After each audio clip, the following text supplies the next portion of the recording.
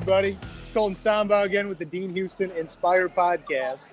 You're going to notice a slightly different format today, a little bit looser, a little bit more weird. And speaking of weird, Walt, can you introduce yourself and maybe tell the audience what we're going to be talking about today? Yeah, I'm Walter Bonnett. I'm the general manager for the Los Angeles office, and I'm also the executive vice president of strategy for DeanHouston. And today we're going to be talking about interactive product demos and the digital experience that we want to deliver to our customers. And you always need an adult in the room when you're putting something public. So Dana, how are you doing? Oh, don't put that pressure on me.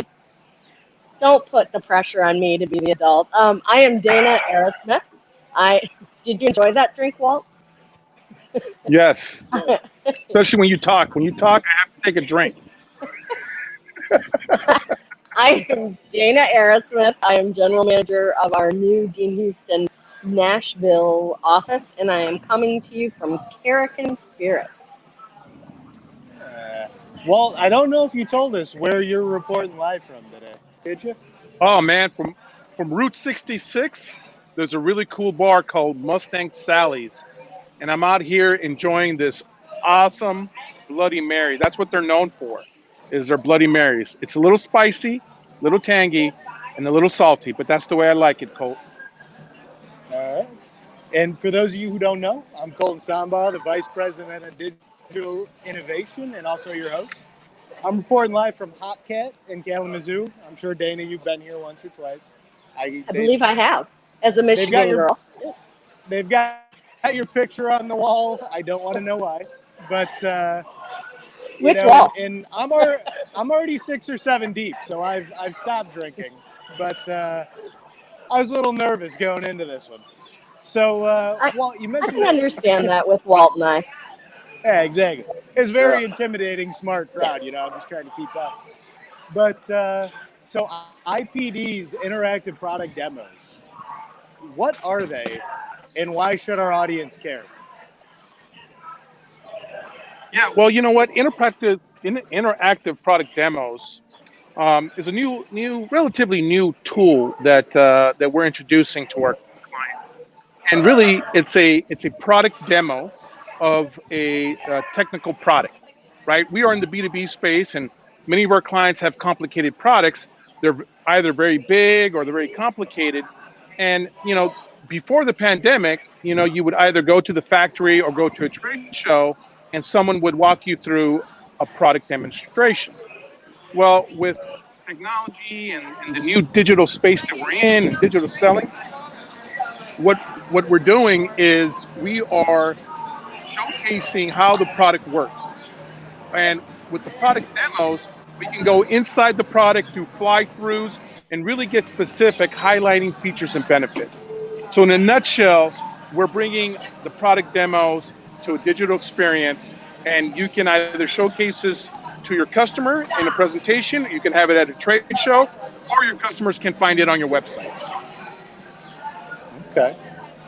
All right. I would love to see one of these, but if I can't, Dana, can you in vivid detail explain exactly what one of these looks like?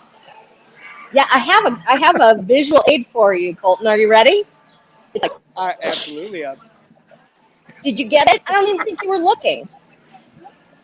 I went. Oh. Yeah. Anyway, no, it's really cool because you can take an intricate multi-layer object and pull it apart just using the CAD file. You pull it apart and you can show the insides working. You can call out specific features, specific competitive benefits that your customers may not even be aware that you have over your competition. And it has so many applications. It can be used for sales, as Walt mentioned, but it can also be used for training. And it's rare when we can develop one thing, change some of the labels, and have it serve so many different purposes. So that's what I think the customers that I've worked with that have really loved IPDs have gotten the most out of it. by not just thinking about it in one silo. Yeah. You No, know, and I can and imagine. Colt, Yeah, go ahead, Walt. Colt, what I was going to say, look, you know, let's just cut to the chase. We actually have a live demo of the interactive product demo that we could show. Ethan, why don't we bring it up and kind of just introduce the IPD? Oh, you All didn't right. think that my So, description was good enough, Walt? no, was like not vivid enough for me. I'm a visual person, so I need to see it. All right. I'm giving So you look, that. so check it out, Colt. What we're doing is these are a CAD file that we get and we turn into a 3D model, and we animate. As Dana said, we can have intricate conversations, go inside the product, highlight the features and benefits. Ethan, can you go ahead and hit play real quick? So again, this is an animation showing the Canva lock coupler and adapter from one of our clients, OPW, who is in the loading and unloading part of the fuel transfer business. And they have a coupler here, an adapter that they wanted to showcase. So I'm not going to go into the product, but as an example, if I wanted to show you or talk to you about the one-piece body, I would click on the one-piece body, and I can go ahead and it would show you, and it would highlight one of the key features or benefits of that product. Additionally, what's really cool about these tools is we can start integrating video, documents, and even start having e-commerce components if we want to sell parts kits or accessories. So in this example, we have a video that shows you the assembly and disassembly of the one-piece body. So go ahead, E, and click that Canva lock. And we're not going to go through the whole video, but just to kind of give you a flavor for what we can do, right? Again, we're going to showcase the assembly and disassembly of the product. We're going to talk about it. So we actually have a presentation ready. So E, go ahead and click off this. And one more thing I wanted to talk to you about, or maybe get, you know, so what are your thoughts, Colton, before I go into the other demo? Well, I'm kind of seeing now that I'm visually seeing this, like the intersection of kind of that sales component that you were mentioning, Dana, but also the training component, right? So this is a highly technical product, right? What the special sauce of what we're seeing here is what's happening in the internal componentry, what's happening behind the scenes. That's really difficult to show and communicate to a potential customer unless they can really see in the product. And let's face it, in many cases, that's not an easy thing to do. But at the same time, like we were just seeing a demo of putting this together and not. So it can serve both those purposes in one nice little package that you don't have to ship anywhere. Like, that's incredible. Like, Dana, what are your thoughts there? I know you were about to jump in. Yeah, I was going to say that you can, you know, like I said before, you can take the same IPD, change some of the labels, and make it a competitive comparison. You can take the same IPD, change some of the labels, and all of a sudden show what the benefits are in a specific application. Because most of our clients don't just serve one audience. They usually serve multiple audiences.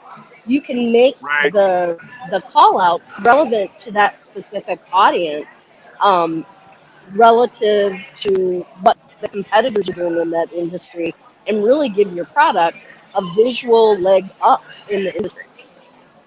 Yep. Well, and it seems incredibly practical too, you know, because when I'm looking at this, like this looks like a 3D rendering. And one of the big trends in technical products marketing these days, because you can't necessarily go get footage at a client application because of proprietary reasons, safety reasons, sometimes budgetary reasons, you know, to go on site. So are you leveraging the same 3D models that you would use in a video animation to build out something like this? Yeah. Are you asking me or are you asking Walt? I'm asking the universe, Dana, whoever wants to jump in. I'll take it, Dana. You know, what Dana was mentioning is how dynamic those IPDs are, right? And they're so dynamic that we can use them in videos, we can use them in an interactive product demo, we can use them at trade shows. You could show it, you know, on an elevator to a client or a customer, and just have it on your phone, right? And as Dana was saying, and we were alluding to, is not only is it applicable from the sales process, from the training side of it, but we are now seeing companies that have e-commerce starting to integrate their product bundles or their parts kits or their accessories that go along with these products. So we're starting to introduce an e-commerce component into the B2B space. Additionally, what we're finding is a lot of customers, as everyone knows, they're engaging with the digital side of your business before they even pick up the phone and talk to a salesperson. And so this is a good way to really start the engagement process and have that digital handshake with customers. Anna, did you want to add something? Yeah, I don't want to gloss over that part because, over time, the sales funnel has changed pretty dramatically anyway, especially when it comes to B2B sales. Advertising and marketing used to be just responsible for the top, and then the sales team took the rest of it. Well, what we've seen over time is that marketing is playing a bigger and bigger role in the sales funnel, and that was exacerbated, by COVID. I mean, everything was expedited. Everybody went to digital. So, you've got people that were already starting to move towards seeking their own information in that customer journey. And this gives them that tool to go as deep as they need to do. Because most of our clients, their customers are engineers, a lot of them. Right. So it's really helpful for them to be able to go and they can get spec off of one of the labels. They can get, the things absolutely. that they need. Yep. Well, and I think about it too, Dana is somebody who, is kind of in charge of figuring out how we can, increase lead generation for B2B technical products companies. I think you mentioned something really, really important, is that digital is becoming a more integral part of the sales process, right? Because not only is it learned behavior because of COVID, because we can't go on site with customers, you've also got a generational shift where digital natives are becoming decision makers. And, the generation that grew up with Google, they want to know what they're talking about before they talk to somebody. We're afraid of coming across as ignorant or like we didn't do our homework. So by creating this interactive element that can live online, that puts the education in the customer's hands. And while you made a really interesting comment saying like sitting in an elevator with a customer showing them what's going on, this is the digital elevator pitch without having to be in an elevator with somebody, right?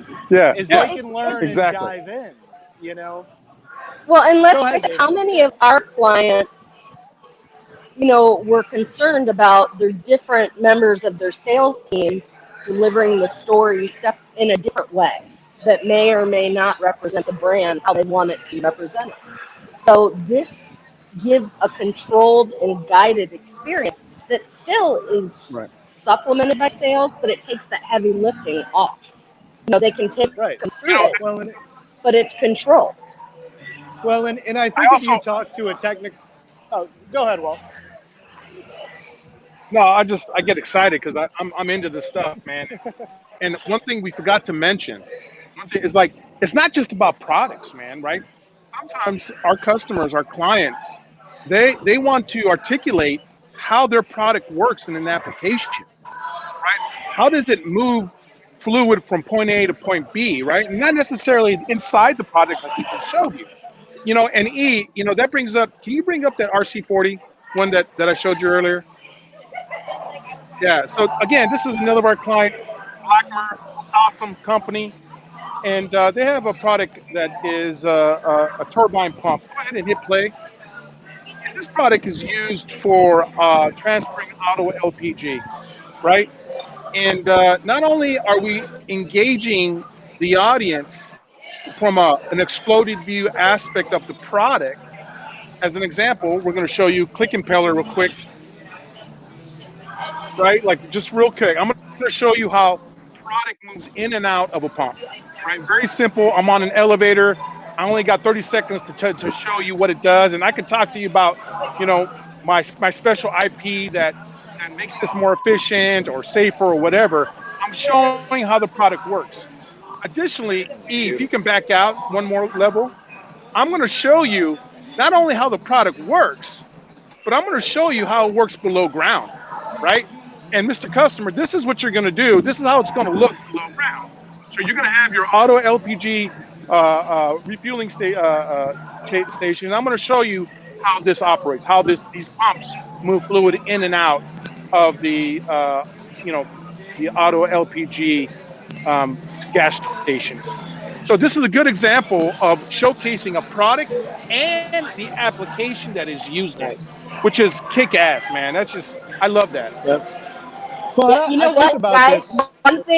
One thing we did not do, we did not introduce our man behind the scenes, our great Wizard of Oz, Ethan. Oz. What up, Ethan? Ethan, say hello. Hello. It's a man of few words, Dana. No, man of few words. And now that's done. Well, it's hard work being on the boards, but thank you for giving the man the credit he deserves, Dana.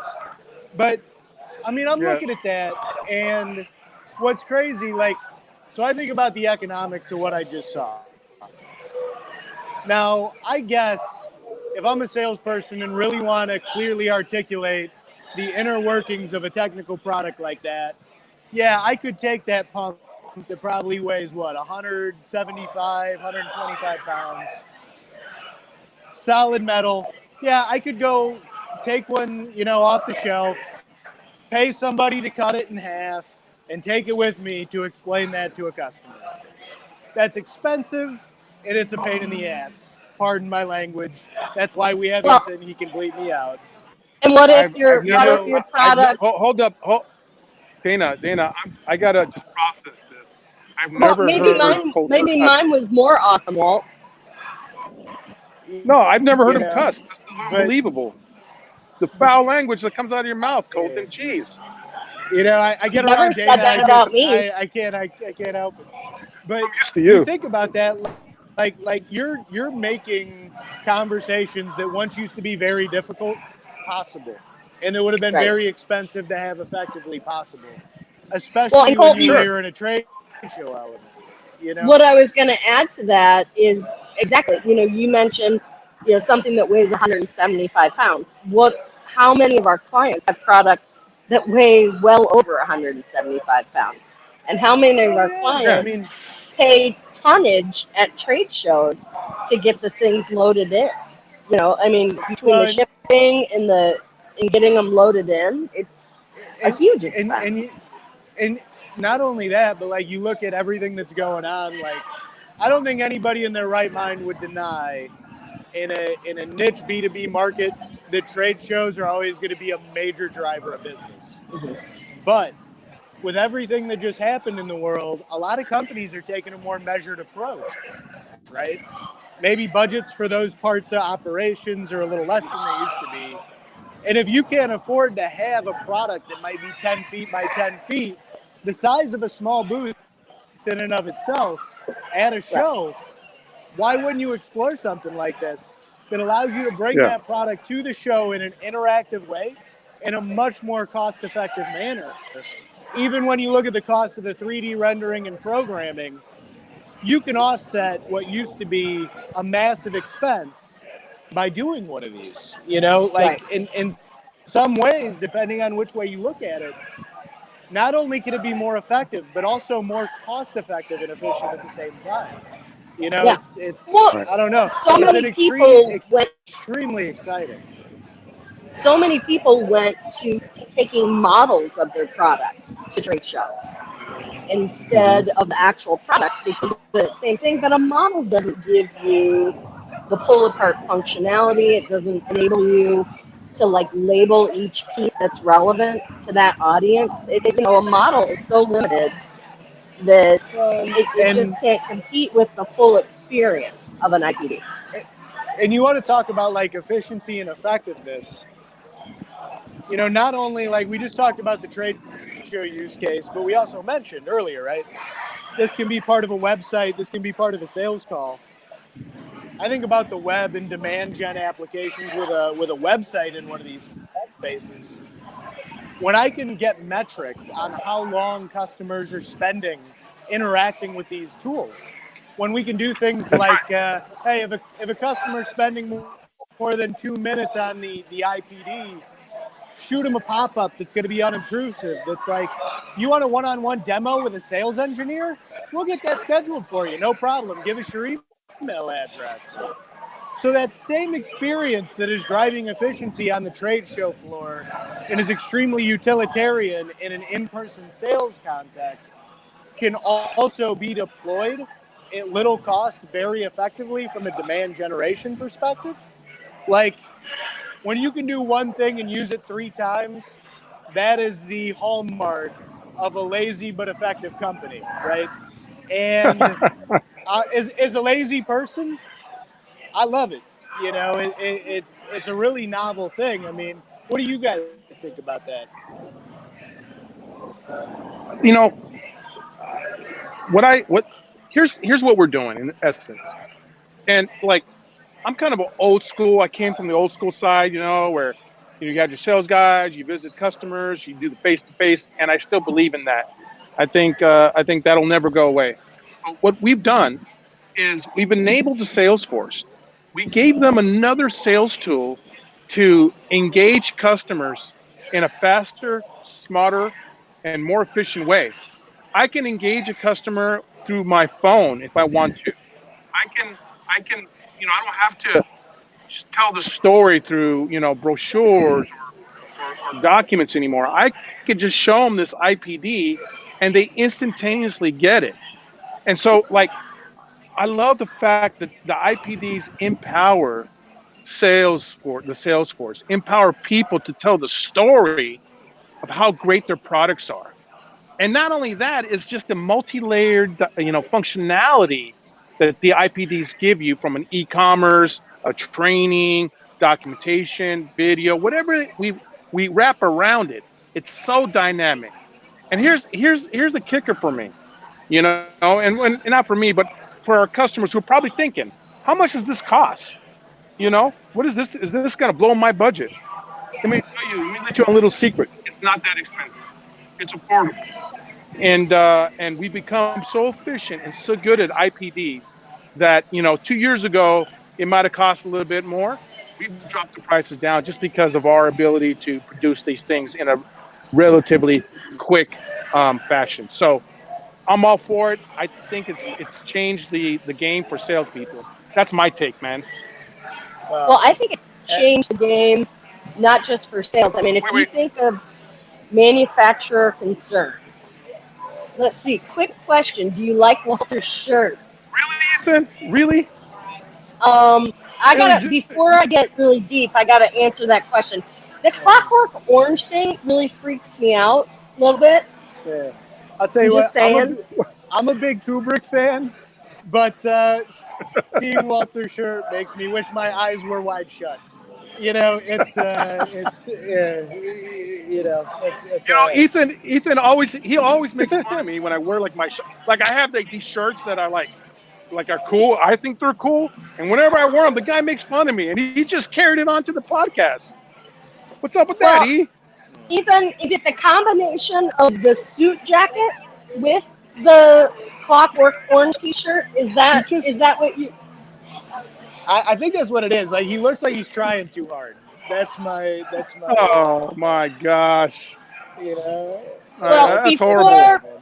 Before we digress on Walt's shirt, I just wanted to say, you know, if you think of the manufacturers that we serve, what are some of their top pain points? So, Walt, give me a pain point. Give you a pain point. My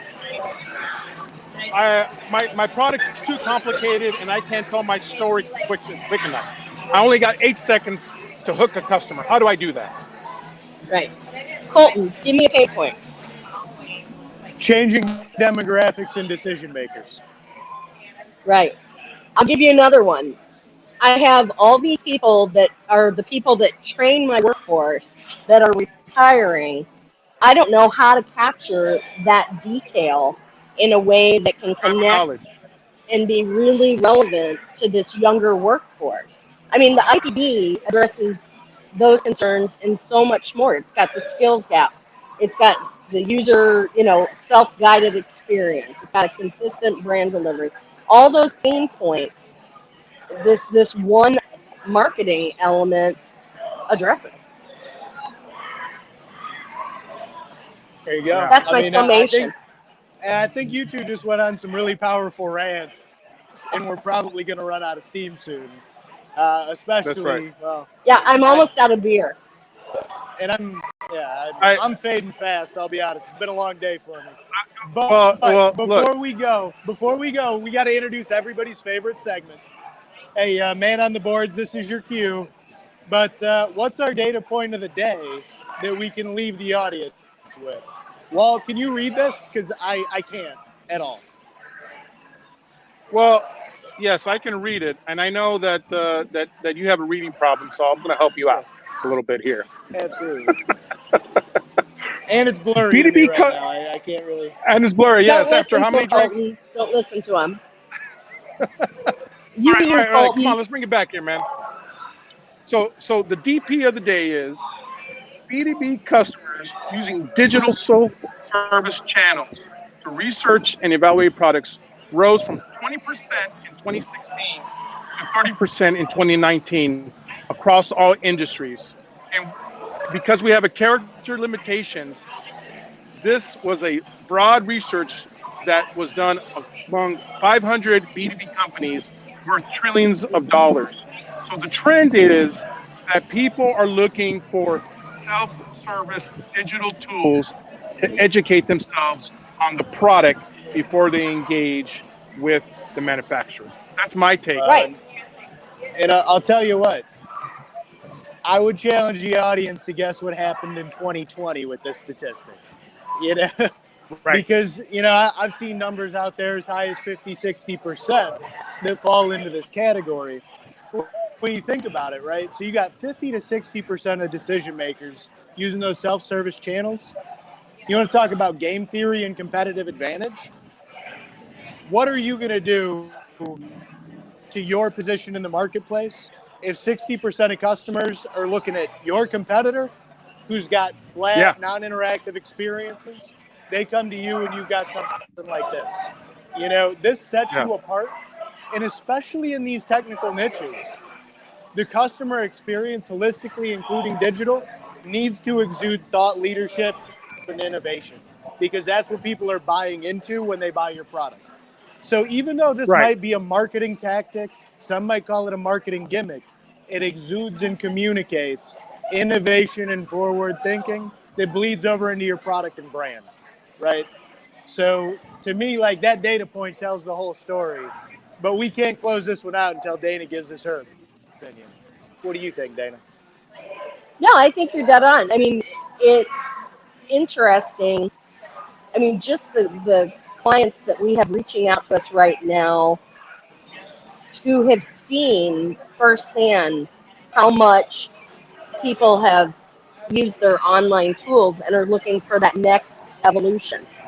And like you said, an IPD is trackable, measurable, it can be used for multiple purposes, and there's not really stats on, I know we do like our data stat of the day, but there's not really stats on IPD because it's relatively new. And it's a great way for you to give your customers and potential customers the ability to learn the intimate parts of your product that you want them to know and guide them right into your sales funnel.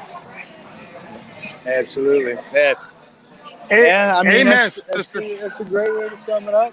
And with that, I don't think we're going to get any smarter tonight. So, no, honestly, probably the reverse. Walt, cheers. Dana, good talking to you guys. Ethan in the background. But cheers. More importantly, thanks to the audience for putting up with us, right?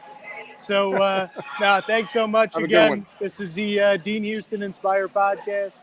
We'll sign out for today, but we look forward to having a drink with you next time.